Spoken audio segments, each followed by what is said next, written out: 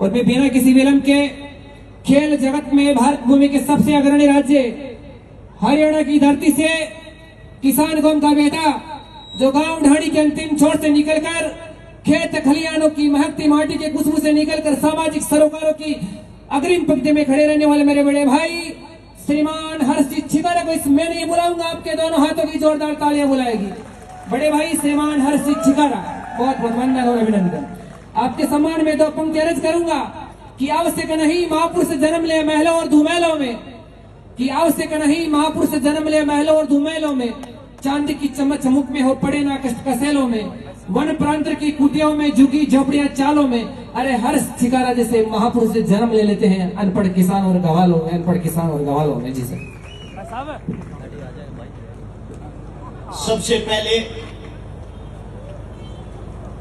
सम्मानित बुजुर्ग, नौजवान साथी, आवाज सुन रही मात्र शक्तियां और मंच पर बैठे सभी बुद्धिजीव के चरणों में हरियाणा से आए हर्ष छिकारा की तरफ से हाथ जोड़कर राम राम, अस्सलाम वालेकुम। मेरी आप सभी साथियों से गुजारिश है, पिता समान मेरे अंकल जी, अभी आप लोगों को अपने विचार नहीं अपने दिल की बातें सुना रहे थे सत्यपाल जी, उन्हीं से जुड़ी हुई कुछ बात मैं आप लोगों को बताऊंगा जो आपके जीवन में काम आएंगी। आप जो लोग बैठे हो थोड़ी देर के लिए इस राजनीति को भूल जाओ कि आप किसी पार्टी से जुड़े हुए हो और हकीकत पे आ जाओ, जमीन पे आओ। अगर आप टीवी देखोगे, फोन देखोगे, उसके अंदर आपको दिखाई देगा हिंदू मुसलमान को मार रहा है, मुसलमान हिंदू को मार रहा है। यही लड़ाई आप लोगों को दिखाई जाती है ना। इसकी हकीकत क्या है? क्या आप लोगों ने कभी इसकी हकीकत को जाना है? वो हकीकत मैं आप लोगों को बताता हूं, आप लोगों के अंदर कितनी ताकत थी, हमारे बुजुर्ग, हमारे नौजवान कैसे थे, हमारा भाईचारा कैसा था, और आज इन राजनीति के बहकावे में आकर हमने अपना हाल खुद क्या कर लिया। एक इस दुनिया का सबसे बड़ा खूंखार लुटेरा जिसका नाम था तैमूर, तैमूर आज के दिन, जो आज की तारीख है 17 अक्टूबर, आज इसे 4 दिन पहले 13 अक्टूबर 1398 में हिंदुस्तान पर चढ़ाई करता है कि मेरे को हिंदू लूटने हैं। और जब वो हिंदुओं को लूटने के लिए हिंदुस्तान के अंदर आता है, कैथल तक वो 2 दिसंबर को पहुंचता है। कैथल हरियाणा के अंदर जगह है, कैथल से वो दिल्ली के अंदर आता है। उस दिन 11 दिसंबर की तारीख थी। यहां तक आते आते उसने 1 लाख हिंदुओं को गुलाम बना लिया। और 1 लाख जब हिंदुओं को गुलाम बनाया, दिल्ली के दरबारों में बैठे राजा साहब को पता चला हमारे हिंदुस्तान के हिंदुओं को गुलाम बना लिया गया, चलो उनको छुटवाते हैं। उनको छुटवाने के लिए दिल्ली का वजीर, जिसका नाम था मल्लू इकबाल खान, खान साहब अपने हिंदुस्तानियों की बहन बेटियों की इज्जत को बचाने के लिए, जिसकी संख्या थी सिर्फ 5,000 सैनिक लेकर 2.5 लाख आदमियों के सामने लड़ने के लिए जाता है। उसकी ज्यादातर सेना वहां मारी जाती है। वो शहादत किसके लिए दे रहा था? अपनी 1 लाख हिंदू बहन बेटियों के लिए, क्योंकि वो राजा था। वो राजा का फर्ज बनता है अपनी प्रजा का ख्याल रखना, ना कि प्रजा को आपस में लड़वाना। उसके बाद वो करूर जब दिल्ली में आकर बैठता है, उन 1 लाख हिंदुओं का कत्ल करके उनकी लाशों के ऊपर बैठकर ये कहता है अब मेरे को एक सुंदर सी चाय पिलाई जाए हिंदुस्तान की। वो चाय पीकर हमारी बहन बेटियों के साथ जो अत्याचार, तो दुर्व्यवहार करता है, उसको देखते हुए हमारी खाप पंचायतें इकट्ठी हुई। और खाप पंचायत तो नहीं इकट्ठी होकर फैसला लिया, ये तो करूर आदमी आ गया, इससे कैसे लड़ा जाए। हमारा 2 गड्ढे मेरठ के पास वहां का राजा राजा का नाम था देवपाल राणा। राणा साहब ने आदेश किया कि जल्दी से जल्दी खाप पंचायतें बुलाई जाएं। हरियाणा, राजस्थान, उत्तर प्रदेश और दिल्ली की खाप पंचायतों को इकट्ठा किया गया। यूपी के 2 गढ़ में, निरप्पड़ नाम की जगह में, वहां इकट्ठा करके फैसला लिया गया, जितने भी जवान बच्चे हैं, जितने भी बुजुर्ग हैं, उन सबको सुरक्षित जगह पर पहुंचा दो और इस क्रूर हत्यारे के साथ लड़ने के लिए तैयार हो जाओ। हमें अपना हिंदुस्तान, अपनी बहन बेटी, अपनी इज्जत और अपनी दौलत सभी चीजें बचानी है।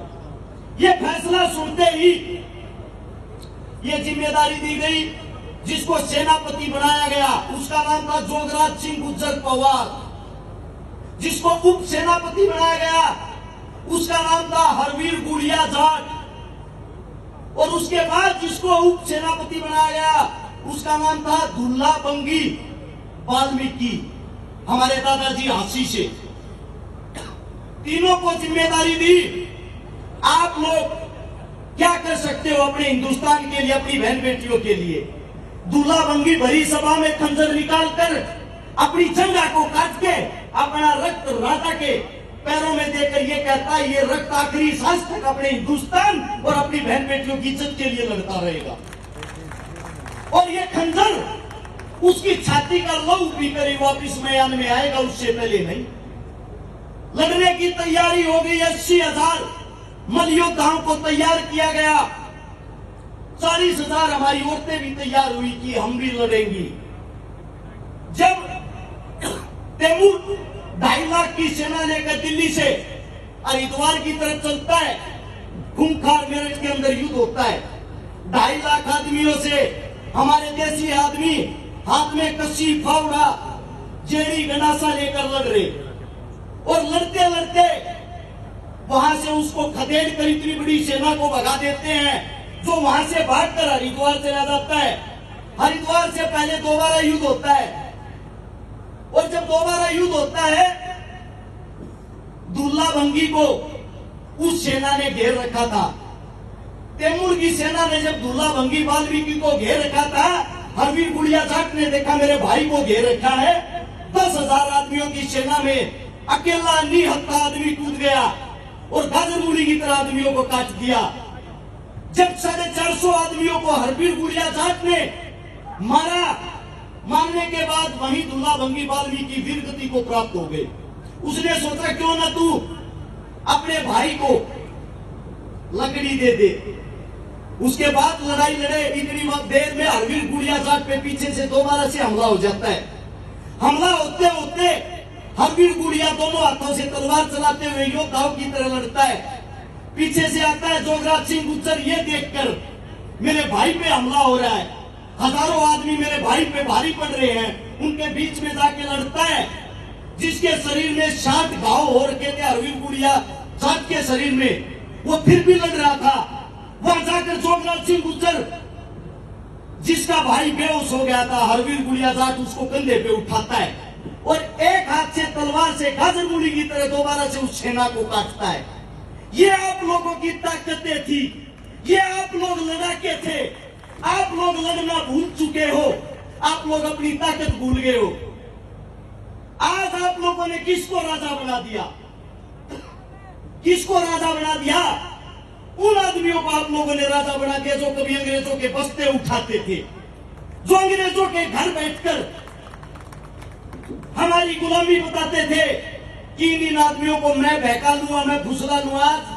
आज भी आप उस जाल से बाहर नहीं निकल के आए हो।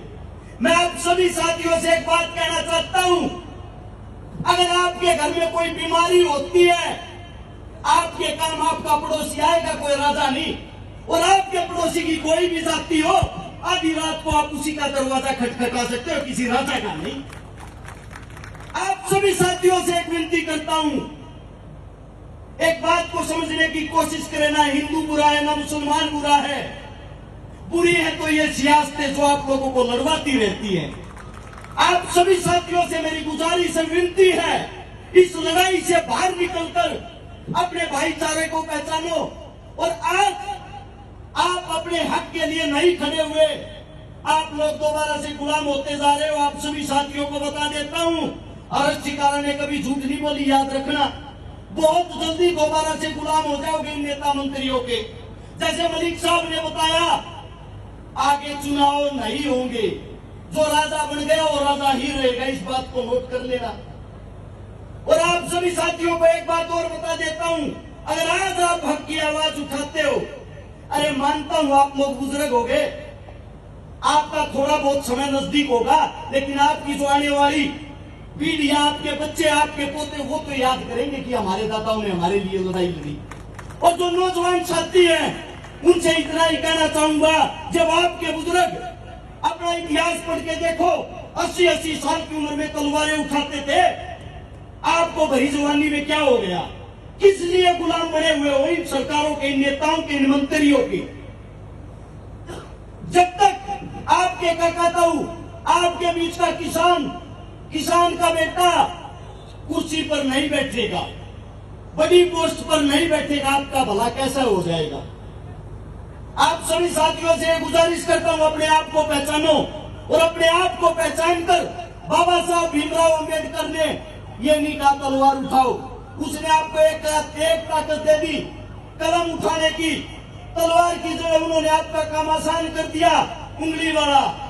इस उंगली से जब आप बटन दबाते हो, किसी पार्टी का निशान मत देखो, जो आपके हल्के का उम्मीदवार हो उसका चेहरा देखो, वो आपके बीच में खड़ा होने वाला है या नहीं, दिन रात आपके काम आने वाला है या नहीं, आपके लिए जी जान लगाने वाला है या नहीं।